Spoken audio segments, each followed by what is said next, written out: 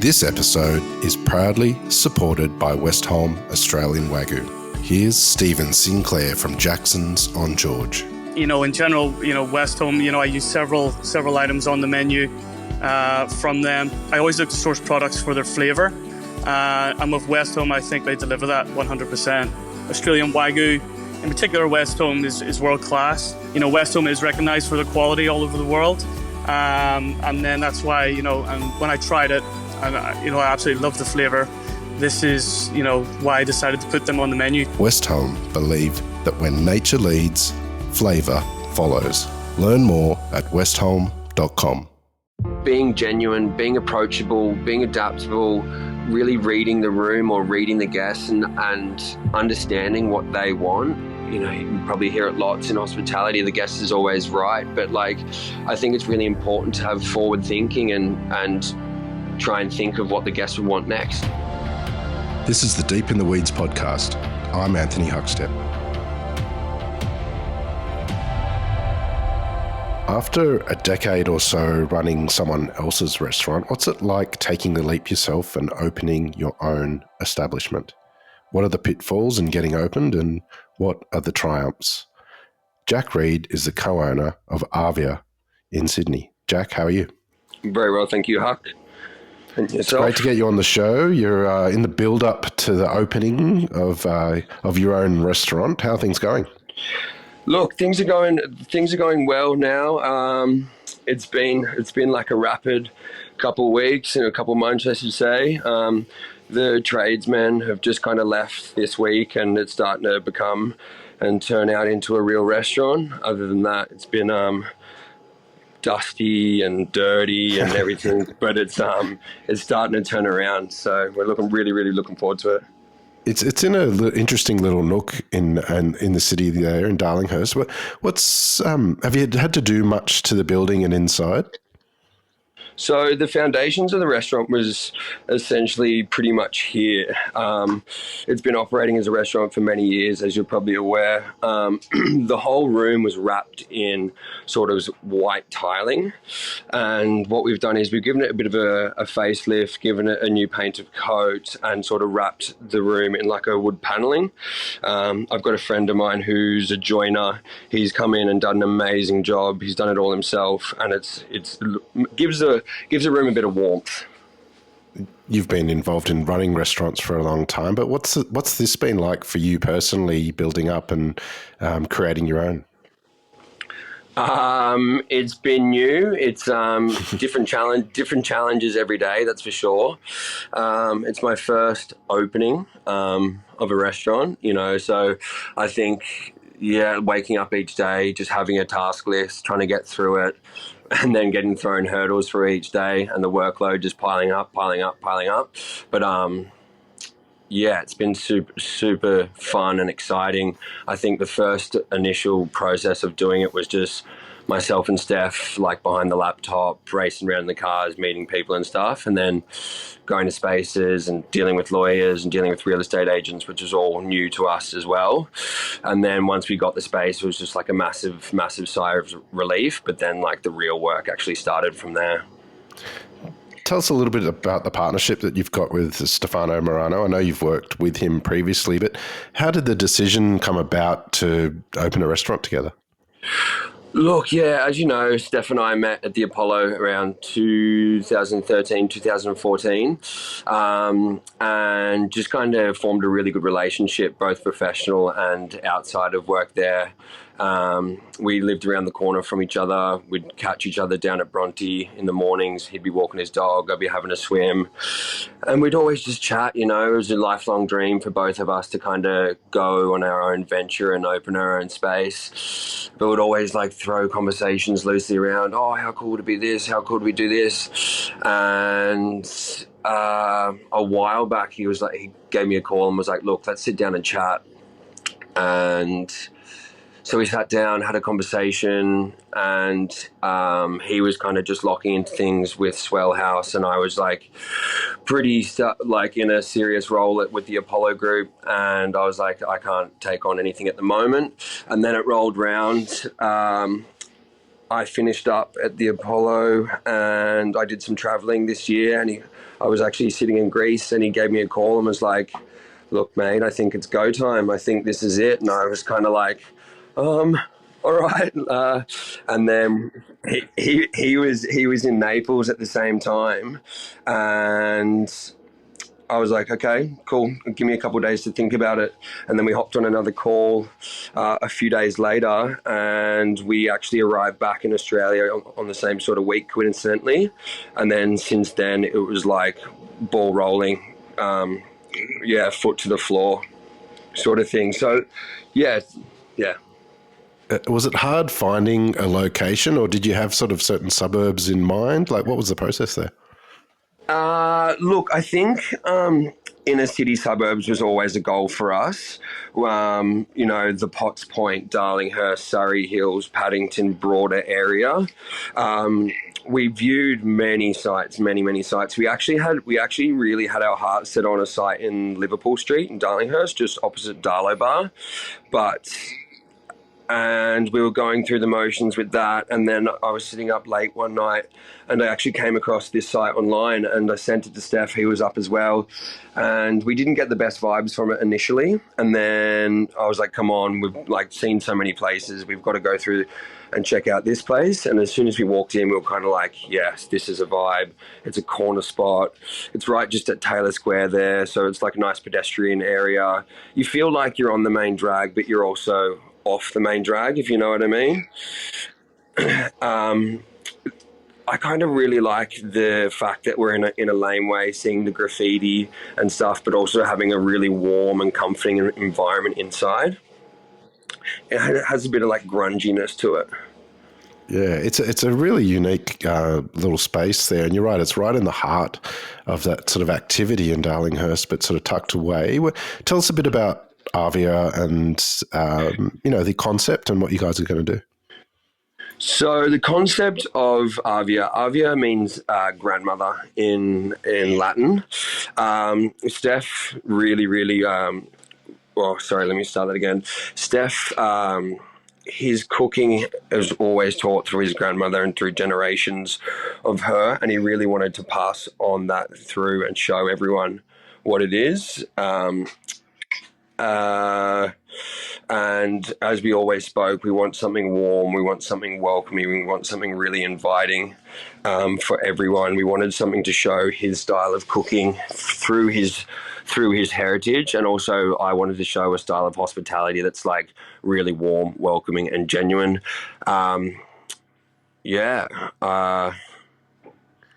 it.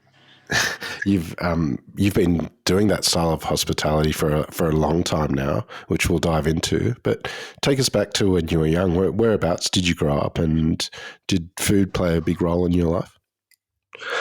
I grew up in Byron Bay.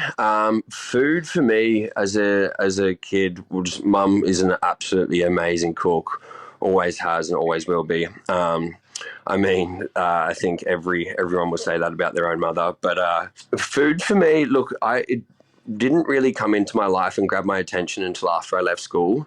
I started working as a kitchen hand in a small cafe in Byron, and the chefs that were there were just, I don't know, I kind of looked up to them weirdly and was like, I want to be like one of them. I want to be, they were able just to whip up amazing dishes from locally sourced products and locally sourced fruit and veg that I was just kind of like taken by. And also the environment of like being in a kitchen, being on the floor, everyone was so friendly. It was professional, but it was also fun at the same time.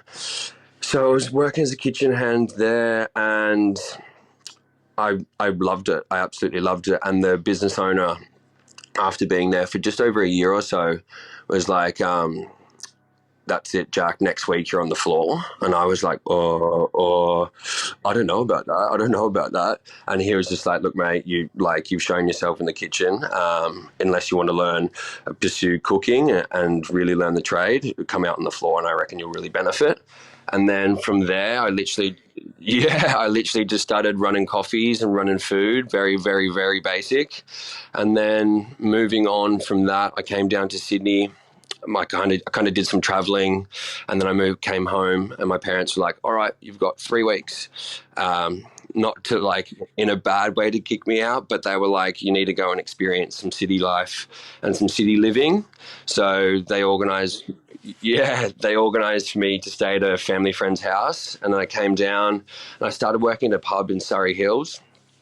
And one of the chefs in the kitchen there, his roommate was the sous chef at Apollo at the time, and I was just fascinated again about the whole food and beverage scene. Went for dinner one night at the Apollo, and Jonathan himself was on the pass, and came down and joined the table after service had died down a little, and kind of like offered me a trial position the next morning. And I know, I kind of laughed it off and was like, I've got no experience. Like, I can't do anything like this. And then after leaving the dinner, the chef friend I was with, he was like, that's the owner. Like, if he's offered you a gig, you should probably rock up. I was like, okay, cool. And then, the next morning, rocked up with hardly any experience, just had cafe experience and been pulling beers in the pub in Surrey Hills. And then from that point, the team there really took me under their wing, and I just kind of gave it my all. And they taught me. I started behind the bar as a glassy, essentially, and then learnt the ropes behind the bar, learnt the section. And then from then I was just absolutely hooked. The environment that those guys put me in and the training processes that they put me in was like absolutely awesome. And it was a bit of tough love there. There was a guy behind the bar named Milo, and oh my God, he made me work, that's for sure. And he really, really put me through the paces. But like, I look back on it now, and I think like I wouldn't be in this position I am today without them like pushing and pushing and pushing. From that point, I moved. I was there with those guys for 2 years, working across both their venues I've got in Potts Point. And then I moved down to Melbourne because at that point, it was the hub, it was the mecca for food and beverage. And I kind of wanted to expand my knowledge and sort of grow even more. And I started working at one of Andrew McConnell's venues, Supernormal. And that was like a pretty life-changing experience for me, coming from, a small town. It was like the induction process, the training process, the onboarding process. I was like, oh my God, this is like legit. This is like a proper organization. And I was there. Without going into the detail of that, give us an idea of what that onboarding is like, because it's renowned Australia-wide for being one of the best. Look, I think I just hadn't experienced anything like it before. The paperwork, the documents, the regimented timings, the follow-ups and stuff like that. And I think they just like dotted their I's and crossed their T's in all sense, and like a fresh eyes to sort of real professionalism and hospitality. And that like really grabbed me as well. I was like, I want to be part of this, and those managers at the time I really looked up to. And if they said jump, I said how high at that point, and again, I was super lucky with those guys. I think they sort of saw how hungry I was for the industry and for food and beverage, and they put me through the motions of training as well. And I moved up to sort of a supervisor and management level. And put me through my WSETs, which is amazing. The beverage program that those guys have is phenomenal. And then was there for 3.5 years. After that, I moved to Dublin. My family has Irish heritage and are from Dublin. So I was like, okay, cool. I've done Sydney, I've done Melbourne, the sort of hospitality scene. I think I want to experience a European side of things. My heart and head really wanted to get to Copenhagen, but unfortunately didn't really pan out that way. Had some interviews, had some trials, and was pretty unsuccessful. So headed back to where I had a bit of a comfort zone within Dublin, had friends and family there, and started working at a 2 Michelin star called The Greenhouse.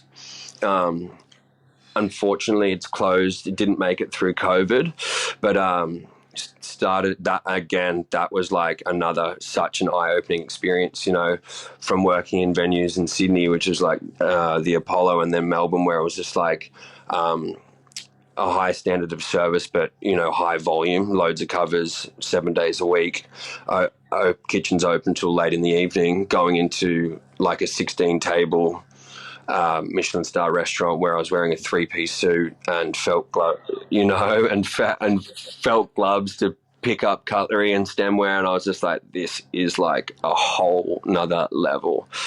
I was really, really out of my comfort zone there, like really, really, racing home at night, studying the menu, not understanding in different dishes, different dressings. Like, I was just like overwhelmed. And then, getting up in the dark, catching the train in, ironing tablecloths for hours, polishing cutlery for hours, making sure your suit doesn't have any creases in it, or your shirt doesn't have any creases in it. And then staff briefing that would go for, half an hour, 45 minutes on each daily menu. And then just like taking as many notes as possible. But then unfortunately COVID happened, and pretty similar situation to over here within the hospitality and restaurant scene. Stuff closed relatively quickly over there, with it being such a small venue. We only had, I think there was like 6 front of house staff that we were closed 3 days a week. So we all worked through those other days. And then as soon as that happened, I essentially had to come home, unfortunately. But it was good, came home to Byron Bay, came home to family and friends. I think the restrictions were very loose up there at some points, so I was able to have a bit of freedom, get to the beach and still grab your morning coffee and stuff like that. And then from that process, the guys at the Apollo group kind of saw on social media that I was back in the country and things were starting to opening back up. And as I'm sure you're aware, they've got their venues on the Howard Smith Wharfs in Brisbane. And Nick, who was running those at the time, invited me up for lunch. He's a good friend. I hadn't seen him in a long time. And before lunch ended, he'd managed to like swindle me into moving to Brisbane and taking on a management role at Greca. Again, like that experience, I had management roles at Supernal, but nothing quite like what Greca was, having all responsibility on my shoulders with a huge, I think it's 160, 180 seats, opening lunch and dinner, lunch and dinner 7 days a week. I was like, oh my God. But again, that was such a learning experience in itself. The capacity that we were going through was huge. What impact did that have on you, taking on such a big role like that? What were the sort of main challenges that you had to overcome? I think, look, the main challenges for me initially was coming into a restaurant in a high management role and not knowing the staff, having a new team, not knowing the environment, not knowing the people around, not knowing what offering was, but also not knowing what the clientele really wanted, and not being able to tailor my service to what the guests really want there. I think being comfortable in the places I was before, I knew the environment, I knew what the guests expected, but that was just like something new and fresh again. The challenges were running a team of, I think on a Friday and Saturday night we had something like 16 staff on, and having control of running the door, helping the host float, being adaptable, being across the restaurant in so many ways, and being able to, I think it really gave me an even better understanding of like restaurant awareness and knowing where to be and knowing the bottlenecks and knowing the flows and of how an operation like that works. And then moving forward from that, the event organization, as in like big parties and private buyouts, and sitting down with the chef and sitting down with Jonathan, going through menus for different sort of events, and planning the beverage and structuring the beverage and on what offerings the business can give. it was just like all of it was just like so surreal. Sydney, Melbourne, and Brisbane all considered to have very different food scenes and their own identity, but you're one of the rare professionals that has worked front of house in all three of those cities. Are they quite different from a front of house perspective and customer perspective to each other? Yeah, absolutely. Look, absolutely. Don't want to say anything bad about Queenslanders and Brisbane at all, but the thing about up there is they really want value for money, and they dine a lot earlier, and everything's finished a lot earlier than anywhere I've worked. I think, look, I don't want to put it down, but like I said, everyone's up. It's a happening city. You wake up at 6 a.m. The streets are as busy as they would be at 10 a.m. You know, and then like on the flip side, going to Melbourne, you know, if you're offering a glass of wine to any regular guest, you know, they really want to have an understanding of the region, the grape variety, the flavor profile, the food and knowledge of a general guest down there is far more extensive, I find. Oh my God, that doesn't sound too good. Sorry, Queensland. And then look, Sydney's pretty similar to that, you know. Yeah, I think with Sydney is with the venues I worked in, the consistency is key with what we offered. And I guess with the Apollo, people knew what they were coming to get. And that's why the restaurant is so successful, you know, really nailing each service and keeping everything as consistent as possible. But Melbourne, it's different, you know, later nights, longer evenings. And then Sydney, unfortunately, with the lockout laws and stuff, sort of died off a bit. But I really think it's coming back, that's for sure. I hope so. You made a move from Brisbane back to Sydney to lead the Apollo team. What was that transition like, and being back in Sydney? Had the scene changed a lot since when you had been there originally? Absolutely, yeah, definitely. Look, I kind of taking the job at Brisbane was amazing for me, but look, my heart was always in Sydney. I kind of, in the back of my head, I kind of always was like, had a goal to get back here. Sort of like an unspoken about, I hadn't mentioned it to anyone, but I kind of was just like thinking about it. And then when the opportunity came up, I absolutely jumped on it. I think it's changed dramatically. I think, you know, as I mentioned before, Melbourne used to be the food hub of the East Coast or of Australia. And I really think Sydney's holding the flag for it at the moment. So many new venues opening. I really like to see like people or business partners like myself, sort of smaller fishes in the pond opening. You know, there's loads opening in Surrey Hills. There's a couple opening in Redfern at the moment, and also the larger groups. They're still going strong. That's for sure. There's no stopping them. You've run the teams of some pretty influential restaurants in this country. What sort of tips or advice do you have for, you know, the best sort of service that you can offer in a venue? Look, I think it's probably not correct to suit all venues. I think for me, being genuine, being approachable, being adaptable, really reading the room or reading the guests and understanding what they want. You know, I think you probably hear it lots in hospitality, the guest is always right. But like, I think it's really important to have forward thinking and try and think of what the guests would want next, you know. The biggest thing for me is being approachable for any sort of guest that comes through. If it's a table of women that are celebrating a hen's party, you know, making sure that the bubbles are flowing and they're having a really good time. And if it's a table full of gentlemen that are having a business meeting, being discreet, you know, being seen, not heard, like not disrupting the table and making their experience exactly what they're after. What's surprised you so far about the process of opening up your own restaurant and putting it all together? What surprised me? What surprised me is how much we can get done in a day, and then there's some days that you try and really get stuff done and absolutely nothing goes to plan. What surprised me?